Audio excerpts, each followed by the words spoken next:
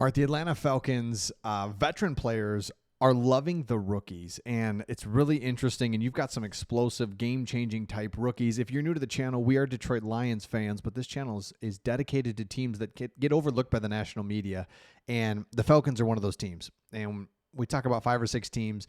Falcons seem like a team that did all the right things this offseason. Michael Penix Jr. full offseason. I think that's the biggest thing. We could talk the whole video on that, but here it is right here. A couple things, and there's a few other things we'll get to, but Pro Bowl right guard Chris Lindstrom said the rookies blew my doors off in terms of their preparation. Caden Ellis said sky's the limit for Jalen Walker. I'm excited for him. I understand why they drafted him. I see the explosiveness, and man, he's always got a smile on his face. Jalen Walker, such an important piece, and check out this clip right here.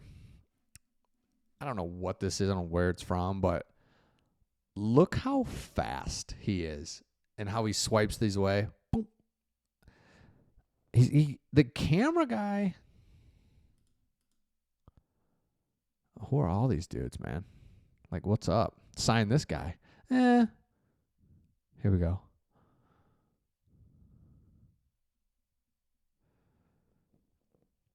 Nope. Okay. Love it. All right. So point is, if you're an Atlanta Falcons fan, you addressed the defensive ends. You've got star players on offense. You've got a quarterback now that went through a full offseason. Defense should be better. A lot of things are coming together for you, and it's like, let's go. Walker and James Pierce Jr., another edge rusher, expected to play early and often for the Falcons. Getting to the quarterback. Okay, so the Falcons will begin practice Thursday with their no expected holds. Tight end Kyle Pitts, who was in a contract year. So early reports are that Penix Jr. is finding all his targets. It's like he's a favorite. Pitts, he loves Pitts. It's just like all this stuff's coming in. And it's like, oh my gosh, what if all of your star players on offense, on the skill position side, wide receiver, tight end, running back, take another step? Even Bijan. Like, Bijan's just, okay, entering prime. Here we go. He's entering his prime. And then what if defensively you can get to the quarterback, just play good enough defense? It just felt like every time the Falcons and the Buccaneers are going head-to-head or, in the standings, who's going to win the South? And it's like the defense just let us down. I mean, 2 years ago it was your offense. Your quarterbacks really sucked. And then Kirk Cousins, and you're just kind of figuring it out. So it was a combination of both. But last year, it felt like there were moments where the defense, it's like, dude, why can't the defense be a little bit better? I think we would have won that game. Those types of situations. What if once a game, your defensive ends, just one time a game, make an impact play, big sack, force a fumble, tip a ball that gets intercepted? I mean, that's the stuff, and that's what changes seasons, and that's what changes exactly what you're trying to do. And so this is what's interesting is the win projections for the Falcons just seem awfully low. So Sports Illustrated has you at 7.5 wins. ESPN Betting has you 7.5 wins. NFL Network, 7.5 wins. Yahoo Sports has you at 11-6 with a division title. Most of the models have you clustered around 6.5 to 8 wins, with just being a little like, I don't know if they're going to break out. I really don't. However, that Yahoo 11-6 says that they're assuming rapid growth from Michael Penix Jr. and an improved defense. Duh. But on defense, at every level, you've got a player. At every level, you can make the argument that you've got a blue chip player. And so when you look at what the Falcons have and what they can do, I would be surprised if you didn't win more games than 7.5.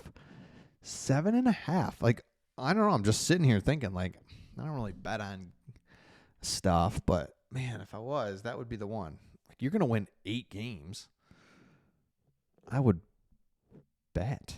Because the Saints are going to suck. I mean, there's 2 right there. Boom. The Panthers, let's say you split that. Boom. Buccaneers, play them tough. Divisional opponent, split that. There's 4 right there. Just got to find 4 more victories? Oh, my gosh. This is crazy. So again, this is why the Falcons are highlighted on this channel. They don't get taken seriously, and I don't get it. I do get it. You had Desmond Ridder. Then you made a weird choice when you gave Kirk Cousins all that money and then drafted a quarterback, which it's like, no, I should have just drafted the quarterback. What are we doing? I get it. Honestly, I actually didn't hate it as much as everybody else, but the whole point is, yeah,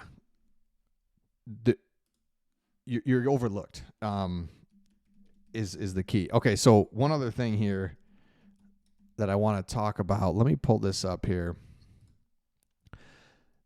The other takeaways from the first day at training camp is Kyle Pitts. I talked about it a little bit, but Kyle Pitts is just, he shined. And so first day, Michael Penix was looking for him.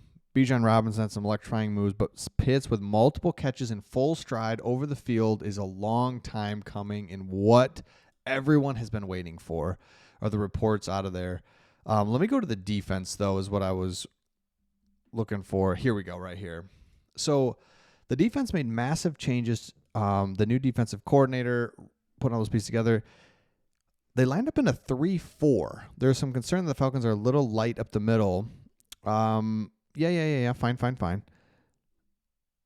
Veterans Leonard Floyd, James Pierce, and Jalen Walker worked in as the second unit. So I don't know this guy at all. But you've got now 4 edge rushers. I mean, the Lions have 1, and he's unbelievable. And Aiden Hutchinson, but 1. It's like, yeah, geez. And you saw it last year, got hurt, could never recover. So that's like, dude. All right. And then the other one was, the defense here. The Falcons were passive in 2024, played a back pedal, bend, eventually break brand of football. And there's one takeaway from Thursday actions. There are several bodies near the line of scrimmage. They had trouble tackling.